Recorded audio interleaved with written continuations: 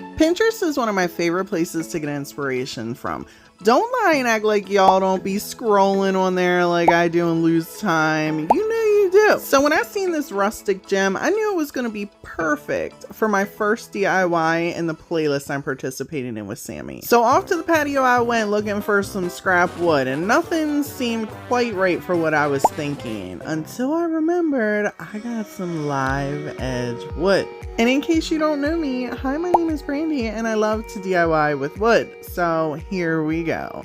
I secured this sucker down and I cut this to a size I felt was going to be good enough for what I was trying to accomplish. So here's our little piece, and here is what we're going to decoupage onto here. It's got some words on it. It's not the exact thing. It's inspiration. Okay, calm down. It's an inspiration. I didn't say it was going to be exact. I picked this up off Amazon in case you don't have a Hobby Lobby local to you where you can also find some really nice paper to decoupage. This stuff is really thin, not as thin as rice paper, but it is really thin, and I prefer thin paper than I do the thicker paper. I just ripped this to where I wanted it to be. I wanted it to kind of, I don't know, create like a half a moon, not necessarily a crescent half a moon, but a half a moon shape on our live edge wood piece. And I'm taking some matte Mod Podge to attach this, and this is from Dollar Tree, nothing specific.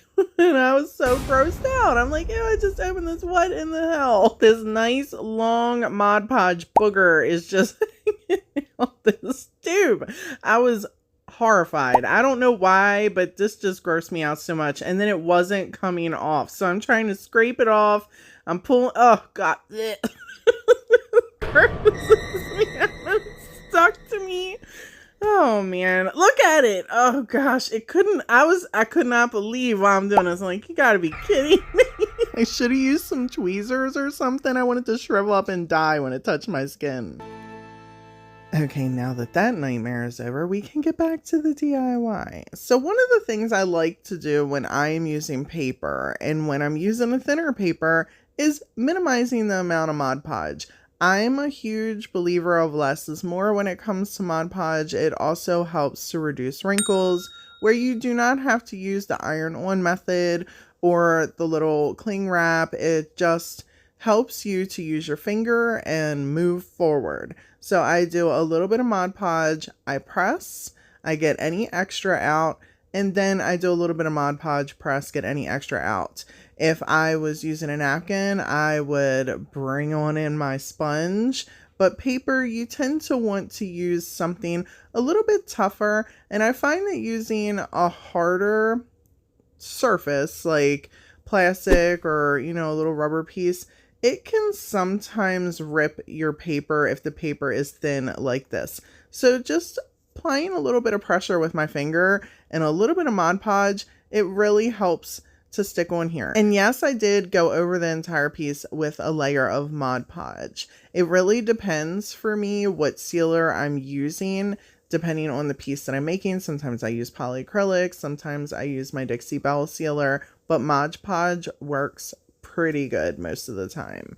For our heart that we're going to put on here, I'm going to use this bright matte magenta, and I'm not going to use a brush. I didn't want it to be exact. I wanted it to look aged, so I'm using my finger to accomplish that.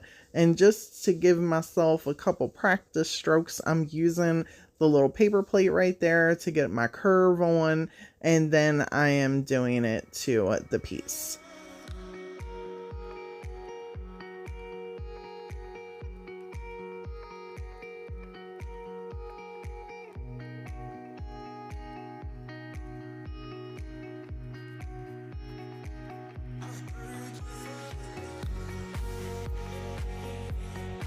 So I waited for that to dry before I traced it with this white chalk paint. I do want to let you know I did not use a heat gun on this because I did not want to activate the Mod Podge underneath of it. So just keep that in mind. You're going to have a little bit of patience here and actually wait for the paint to dry naturally. I used a tiny paintbrush for this. I also was not really worried about it being perfect. My image for this was hoping to come across as though this was kind of etched into our piece of wood. So to accomplish that, we're going to take some of this tutorial beige and just put a little bit on our finger, and we're going to kind of smoosh it back and forth on the wood and the paper that we've decoupaged onto this piece. And everything was dry when I started this process. What this is going to allow me to do, and something I tell my subscribers or viewers not to do with napkins, is it's going to allow us to sand down our paper, so this way this looks very blended into our wood. Once I was happy with the brown application, I then took a little bit of white and I used the white to also go into the piece of paper. This way, once we've sanded down the paper and the wood, it's going to give the effect that it all just kind of goes together. For the initial sanding around the edges, just to get the pieces off, the little edge bits, we're going to use an 80 grit sandpaper. And then I go back in with a higher grit sandpaper to actually blend our piece of wood into the decoupage paper. The higher grit you use, the softer the sand, so the gentler the blend is going to be. If I use the 80 grit on this, it is going to muck up and leave scratches all in there. We don't want that. We want it to be very smooth and seamless. So if you rub your hand across the piece, it is really hard to differentiate between where the wood ends and where the paper begins. Side note, does this ever happen to you? I was editing, I was going to cut this out, but I had to ask. Does your microfiber cloth get stuck on things? I had those little, bottle brush cleaners because I use them for different things over on the side, and I had all my microfiber, they were all wrapped around. Oh my gosh. I keep microfiber cloths because I like using them to get the little crusty wood bits off things. Anyhow, let me know in the comments. We are taking some gilding wax to enhance the center of our heart, like our actual piece from Pinterest that had some gold in there. If you do not have gold gilding wax, gold paint's gonna work just fine, people. Don't stress about it. I just have this on hand. And I thought it was crazy that I actually had on hand the exact key they used in the Pinterest piece. Here is my version.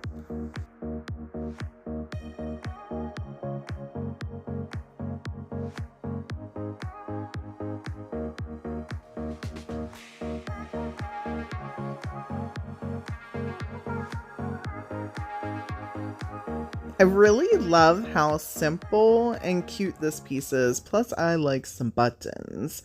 And I had this Dollar Tree frame, so I'm like, this is going to work out. And we're going to be using some burlap, which I recently picked this big old roll up for like $6 at Walmart. I felt like that was a steal. We're going to take some of these little pieces I got in a pack at Dollar Tree and some buttons, okay? But first, we're going to bring in our miter shears, and we're going to just nip little bits of these wooden pieces because I like to add little wooden pieces to my things because I like rustic, and I'm actually keeping this piece. The rest of the stuff I'm going to be selling either on my website or my vendor space, and I always keep a link to my website down in my description box. Now be mindful whenever you're using the miter shears.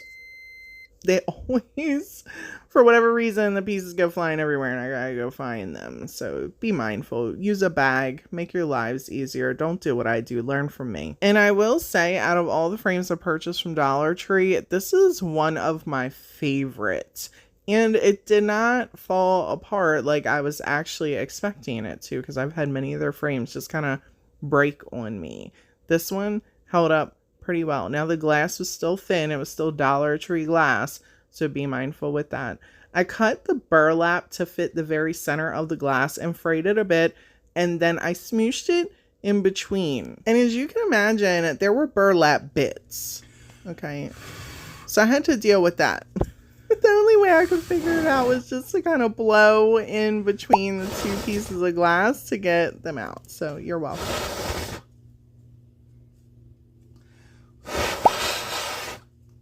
Once I was happy with how many bits were still left, because obviously I didn't get them all out, I put the piece back into our frame, and then it was time to bring in our tacky glue and our tweezers. And I'm using tweezers because some of the buttons are really, really teeny, and I was not trying to have tacky glue all over my fingers. I highly recommend arranging your buttons ever so gently on here before you start gluing them down. I put a little dollop of tacky glue next to me, and then I just took the button off the spot and started placing them suckers back down.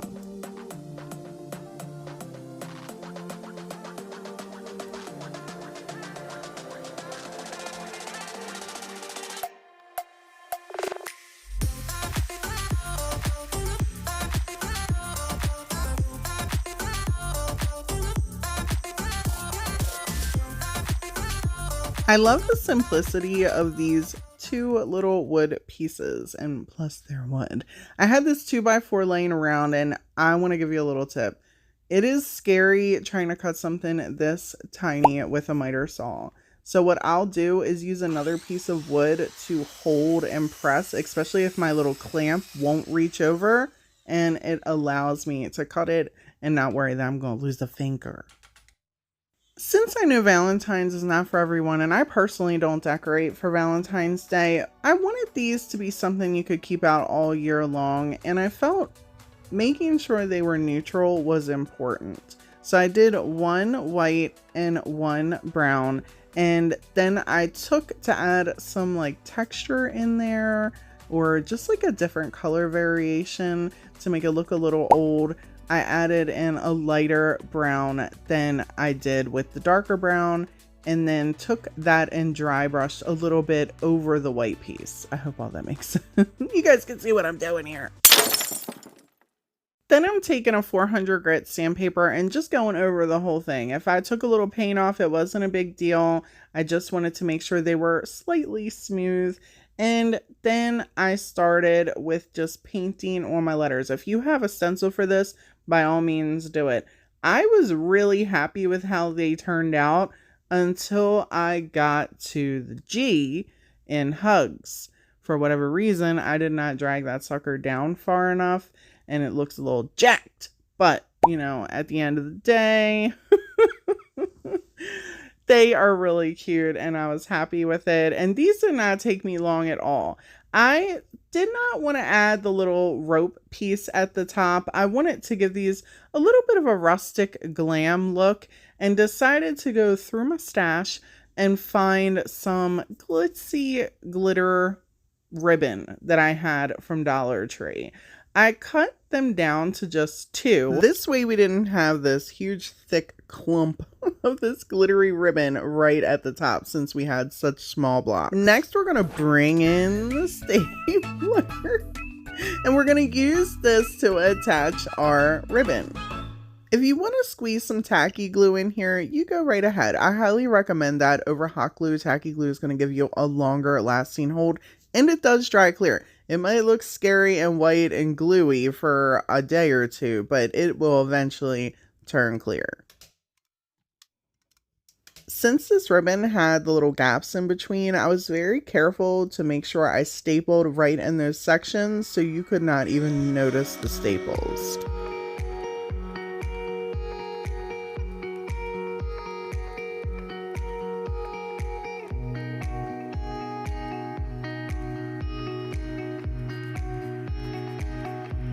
People, if you are loving these DIYs, my girl Sammy, as I said in the beginning of the video, is hosting a Valentine's Day playlist. So the link is down in the description box. Head on over and check it out. This was one of my favorite pieces that I found on Pinterest. It's very rustic, it's very me, and it's very scrap woody. So I grabbed some 1x4s and I cut these down to size. And to make sure I got the same cut, I just put them right on top of each other and gently check that line with its little shadow there, locked it into place, and cut the other 2. I painted them off camera. You're welcome. I save y'all that. I know y'all hate to see me paint. Just kidding. I painted 2 of them brown and 1 of them white. And I didn't care if it was, you know, not fully. I'm going for the rustic look. So dingy it is. Okay, dingy it is. And then I cut 2 little squares of burlap just to fit right in the center of these brown pieces and frayed the end. Next, I'm taking my makeshift spreader here, you know, the top of a painter's stick, just in case you're wondering, that's what it is. And we are going to spread. I always struggle opening the top of this. And of course, the little holes always got stuff stuck on in it. So we're not even going to go there. Commence all the tips in the comments. So I spreaded all of the tacky glue on our piece of wood, and then I just laid down the burlap. If you make sure this stuff ain't real thick, that burlap is just going to automatically stick.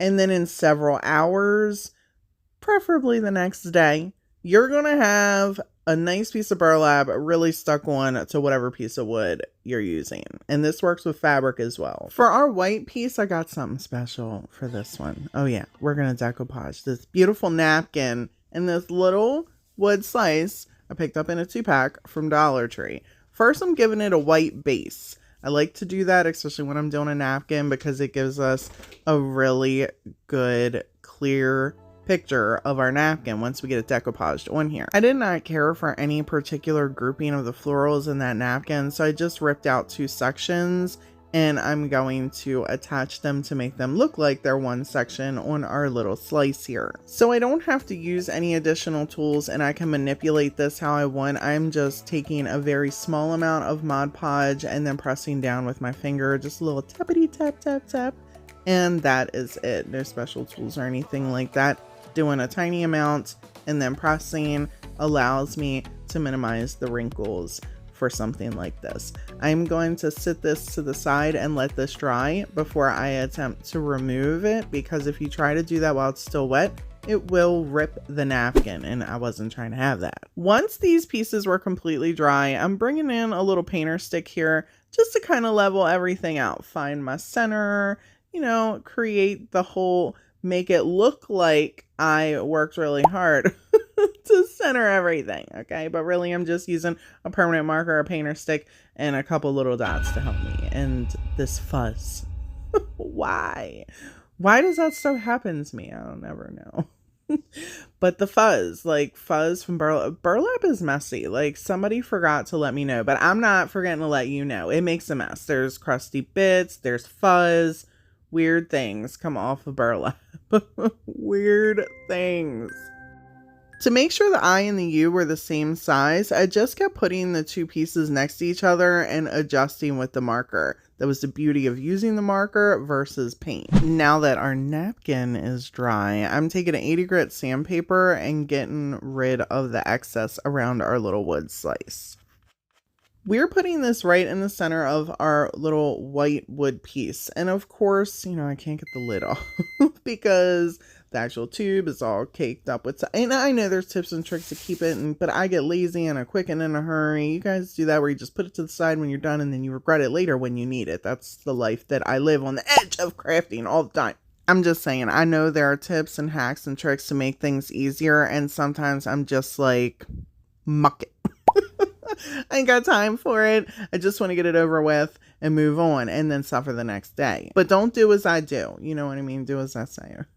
Learn from my mistakes. These laser cutouts, I'm pretty sure I picked up from Hobby Lobby, and I'm using that as my heart right in the center here. The pieces on Pinterest had some ribbon, and I had these little pieces that are like fringe, you know, they got little dangly bits, give me that boho vibe. We're gonna bring in the stapler to attach them on here. On a side note, y'all, sometimes I do like 3 or 4 takes of me bringing in the stapler different ways because I want it to be theatrical, because I know those of you that have been with me for a long time, and if you're just coming in, welcome. The stapler is such a pun and a joke on this channel. Like, oh my gosh, there's just always something going on. So I'm always trying to just pump it on. Anyhow, let's move on. I am using a little bit of tacky glue and one of these little leaf pieces I had laying around with some wood flowers just to finish up these pieces, and that's going to be it for these. Here's our Pinterest inspiration, and here's mine.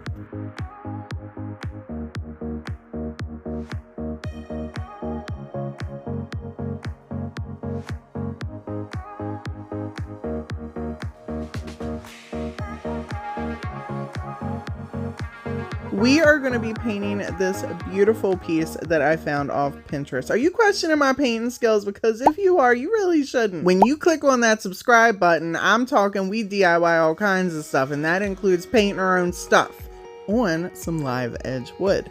The piece on Pinterest actually uses a canvas.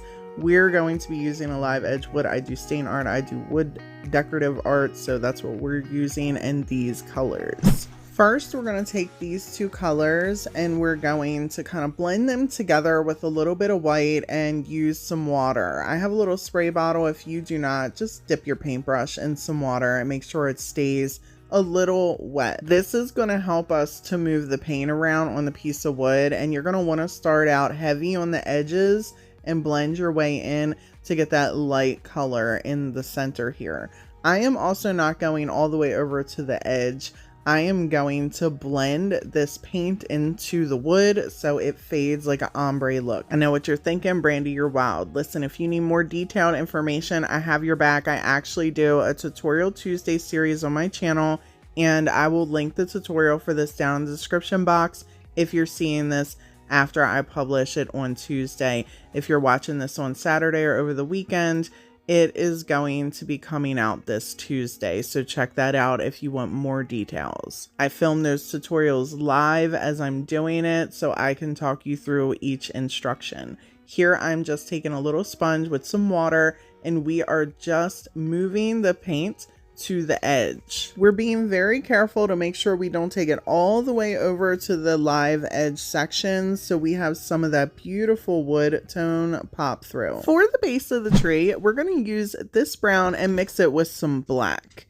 Now, I like to lay down the darkest color first, and don't be afraid to use more than one color brown, mixing it with the black. It gives your tree a nice dimension and gives it a little bit of a textured look, and there's really no right or wrong way. We're just kind of taking the paint and bringing it to where we have our tealish blue color where it meets right there. We're going to keep our outside edge fairly rickety because it is a tree. We don't want it to be perfectly straight. The bottom pops out a little bit more than the top. And when we get to that middle area, we're going to start creating our branches. Now, I will tell you that I was consistently stopping while filming this because the picture was on my phone and reverting back to checking to make sure that I was keeping up with the basic structure of the Pinterest piece. I kind of went out and did my own thing in certain spots and just put little branches and stems where I felt they looked nice according to how I painted the tree because it wasn't on a canvas.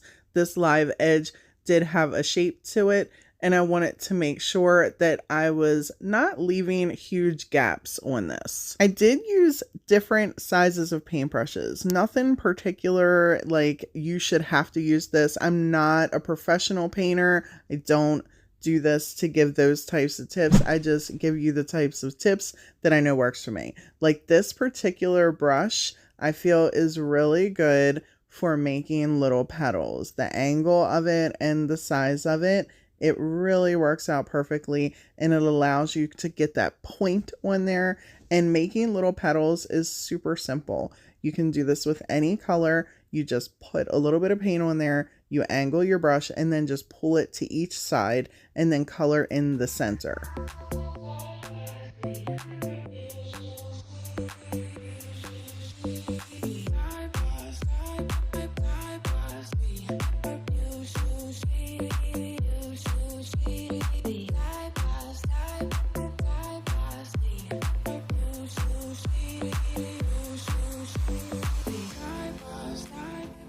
You'll notice I didn't have every single petal touching a brown spot because we're going to come back in and tie that in, adding our little extra brown stem pieces and make like a little vein down the center just like this. So all I did was I did the vein first, and you can wiggle that sucker however you want and then just add in the little V on the sides. And just kind of hug the edge of the petal and bring it right on down to whatever section of the branch that you want it to connect to. The Pinterest version did have more petals on it. I kind of just threw in here what I felt made sense for my version, even though my version is pretty damn close, if I do say so myself. I was really happy with how this piece turned out. The most difficult thing about this was the heart, in my opinion. If you want to start off with something simple for yourself, if you haven't watched any of my tree paintings, this was fairly simple, I feel like, as well. You guys voted on me painting barns and scenery of barns for spring, so that's about to get real interesting. And I want to thank all of you for the ideas and for voting on that, because it helps me bring you guys content you enjoy watching. Before I put the heart on here, I wanted to add a couple more touches just to kind of bring out the piece.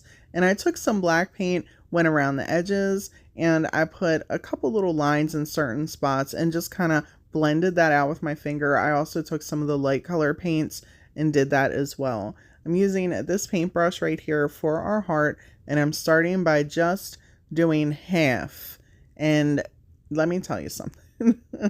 I was definitely really nervous, and I messed up, and I do go over that in the tutorial, and I'm going to show you here as well and quickly talk about that. So for this, whenever you're using a lighter paint on a darker background, it does not pop out. And when you're trying to create something like this, because it's supposed to give you the impression that it is carved in the tree, it can be a little bit of a pain getting that lighter color to pop out while making it look like it's in the tree. Now, if you're thinking, Brandi, why don't you just use chalk paint because it's thicker? Chalk paint is going to give me a depth on something that I don't want depth. Acrylic paint is extremely flat and chalk paint is not. So I like using acrylic paints for projects like this because we want it to stay on the piece when I'm doing my wood or soak in. And that's even the same for a canvas, unless you're going for more of a textured look. I just prefer this kind of paint. To fix our heart, now that I have it all colored in and I'm happy with the color and the background is not popping through anymore, I am taking a little bit of black and just tapping around the very edges and pulling it with the grain of what looks like on the tree. So this way it gives us the appearance that on each side of the heart, now I don't do it for the entire thing, but I do it for a lot of it, but it gives us the appearance that on each side of the heart, the tree is still going up and down while the heart is moving sideways and up in curvy ways, if that makes sense. Now, I did use a sealer on this. I used some of my favorite Dixie Belle sealer to get this piece all nice and sealed in. It's absolutely beautiful. I love how this turned out. I am running out of live edge wood, so I am going to have to pick up some more. But how stunning did this turn out?